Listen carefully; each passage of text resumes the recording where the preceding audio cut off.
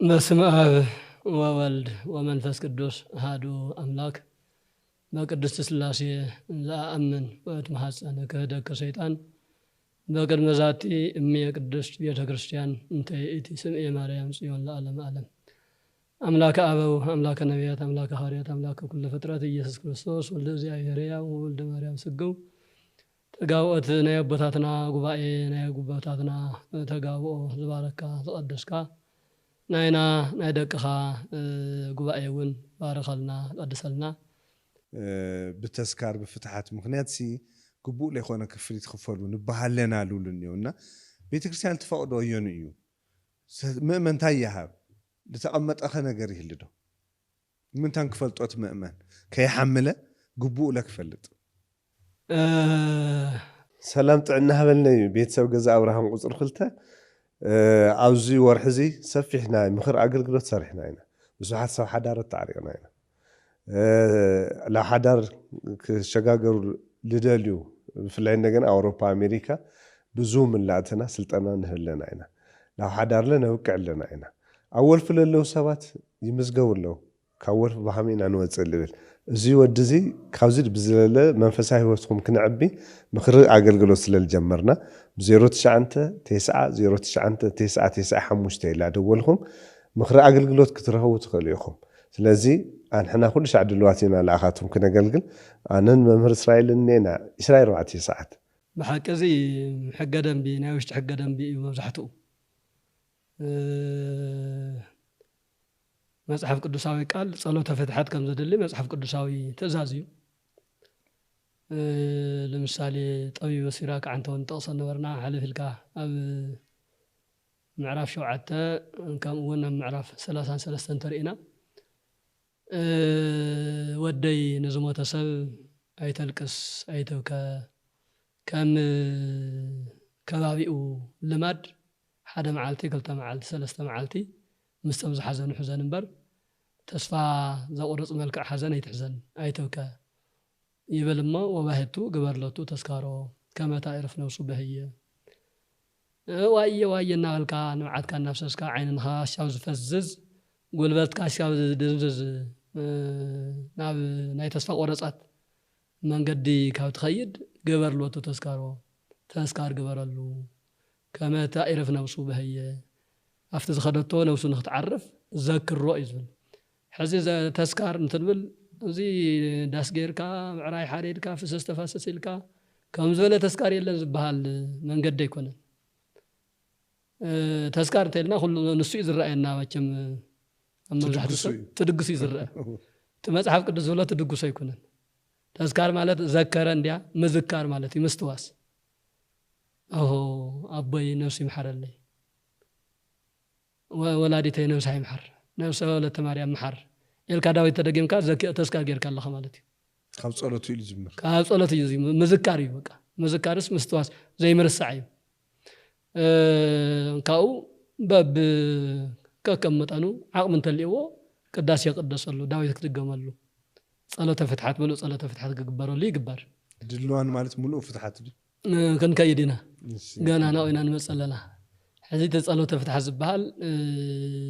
መሃራ ለነፍሰ እገሌ ነፍሲ መሓር ተባሂሉ እንዲ ዝጅመር ካብ ዕለተ ሞቱ ካብ ፀኣተ ነፍሲ ዝበሃል ገንዘት ዝበሃል መፅሓፈ ገንዘት ኣለና ንሞት ዘገልግል ማለት እዩ ኣብ ዕለተ ሞት ዘገልግል ስለዚ ፀኣተ ነፍሲ እዩ ዝጅመር ገና ነፍሲ ካብ መቃብር ይኮነን ካብ ገዛ እዩ ዝጅመር ፀኣተ ነፍሲ ይበሃል ነፍሲ ኣብ ትወፀሉ ሰዓት ነፍሲ ምስ ወፀት ሸዓ ኣብኡ ዝድገም ጸሎት ኣሎ ነፍሲ ካብ ስጋ ተፈልያ ከይዳ ኣላ እሞ ኦ ኣምላኽ ዛ ካብ ስጋ ተፈልያ ናባኻ ትመፅእ ዘላ ነፍሲ ብብሩህ ገፅ ተቐበላ ኣብ ዕረፍተ መንግስቲ ሰማያት እተዋ ምስና አብርሃም ምስና ይስሐቅ ማህደር ግበረላ ዝብል ጸሎት ካብ ፀኣተ ነፍሲ ይጅምር በድሕሪኡ 7 ምዕራፋት ካብ ገዛ ጀሚሩ እስካብ ቤተ ክርስቲያን ዝበፅሕ 7 ደረጃ 7 ምዕራፍ ዝበሃል ጸሎተ ፍትሓት ኣሎ ነን ምዕራፍ ውስጥ መደበ ንባባትን ዜማታትን ጸሎታትን ኣለው ድምር ኢሉ በቃ ነዛ ነፍሲ እዚኣ ተቐበላ እናበልካ እናጸለኻ ትኸይድ እዚ በዕሉ እናዘክር ተስካር እዩ እዚ በዕሉ እናዘክርካ ትኸደላ በቃ ሞይታ ኢልካ ኣይረሳዕኻያ ካኡ ኣብ ሳልስቲ ይጅምር ኣብ ሳልስቲ ስም ብምጽዋዕ ስእሉ ድግስ ዶ ገለ ዘለዎ ይኮነን ኣብ ኪዳን ይኹን ኣብ ቅዳሴ ማእኸል ተዘክራ እስካብ 4 መዓልቲ ተዘክርዎ እዩ ዝብል መጽሓፈ ስንክሳር እንዲያ ንሓደ ክርስቲያን መዋቲ እስካብ 4 መዓልቲ ዘክርዎ ስሙ ፀውዕዎ ማለት እዩ ነፍሲ መሓርና ወልኩም ዘክርዎ ማለት እዩ ካኡ 12 ኣብ 30 40 መንፈቅ 80 ዓመት ዝበሃሉ ኣለውን ናይ ባዕሎም ትንታኔ ኣለዎም ንምንታይ 30 ንምንታይ 7 12 እናበለ ምስ ክርስቶስ ዕለተ ሞት ተታሒዙ بدن بزتنتن على ونا وين أتن حزي أزي إذا نفس زي أتذكر يلا من هالوقت ذل وانتو هينو أفتح قداسي إذا قدس الله معلتي نقداسيان ما يمقرر انجرا نتي قداسي أقل قلت الله نتواف كخوني نزلو حفشة وأقل قلت بوشتاو حق دنبي استحق قولو نتقول تفتحات كنزي ناي አገልግሎት ክፍያ ማለት እዩ ወክርስትና አለው ብቻ እዚአቶም ውሽጠ ደንብ እምበር መጽሐፍ ቅዱሳዊ ወነ ይኮንን 2000 እንተበልና 1000 እንተበልና ታ ቤተ ክርስቲያን ተም ቆሳውስቲ ተም መልከቶም አካላት አኪቦም በዚህ አመልከዕ ነተዝብና ወነ የተጎደን ናናውን ኣብ ቅዳሴ ውዕልና ጾምና ክንመለስ ይብልና ሰብ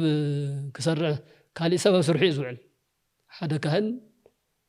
ኣብ አገልግሎት ይዘሎ ኣብ አገልግሎት ውዕሉ ደሞዝ ተዘይረኺቡ ኣብ አገልግሎት ውዕሉ ንእሽተይ ዝጥዕማ ነገር ተዘይረኺቡ እንዲያውም ካብ ምረቕ ሓሊፉ መርገም እውን ክኸውን ስለ ዝኽእል ንኡ ንስራሕ መካየድ ዝበሃል ብውሽጢ ደንብ ዝተደንገገ ኣሎ እዚ ውሽጣዊ ምሕደራ እዩ ውሽጣዊ ምሕደራ እዩ ሕጋዊ እዩ ቤተ ክርስቲያን ተፈሊጡ ሕግ ወፂሉ ዝካየድ እዩ ካብ ወፃኢ ምስ ድልዋን ዝበሃል بسرع مصحف ቅዱሳዊ ይኹን ወላ ሕጊ ቤተ ክርስቲያን ድልዋን ተባሂሉ ክንዱዚ ይከፈል ዝብል የለን እዚውን በቲ ውሽጣዊ ሕገ ደንብ ግን ከም መጽሐፈ ስንክሳር እስከ 40 መዓልቲ ይዘክርዎ ኢለሎ ከም አብያተ ክርስቲያናት ድንጋጌን ሕገ ደንብ ደሞ ድልዋን ዝብልዎን 12 መዓልቲ እየን ሓደ ቦታ 7 መዓልቲ ሓደ ቦታ 12 መዓልቲ ይገብርዎን እዚ ቀኖና ወይም ውሽጣዊ ስርዓት ስለ ዝኾነ ከከምበቱ ክፈላለ ይኽእል እዩ ድልዋን ማለት ግን በዓብዩ ካፍታት ተባሃለት መዓልቲ እስካፍታ ን12 መዓልቲ በዘይ ምቁራጽ ለይቲ ብሰዓታትን በዳዊት በመድጋም ናይ ባዕሉ ግዜ አህያዋን ዝበሃለሎ ሙሉእ ፍትሓት ዝበሃል ሙሉእ ማለትስ ጀሚርካ ትወድኦ ማለት እዩ ኣብዚ ናይ 3 ናይ 7 ናይ 12 ንባዕላ ተመደበት ኣብ ጸሎተ ፍታተፍቲ መጽሐፈ ግንዘት ዝተሰርዐተላ ሙሉእ ተኾይኑ ግን ካብ ሰዓታት ጀሚሩ ሙሉእ ዳዊት ይድገም መዋስእት ኣለዎ ቅዳሴ ኣለዎ እዚ ኩሉ ተናቂቁን ተነይሱ 50 60 ማሕበር እንተልዩ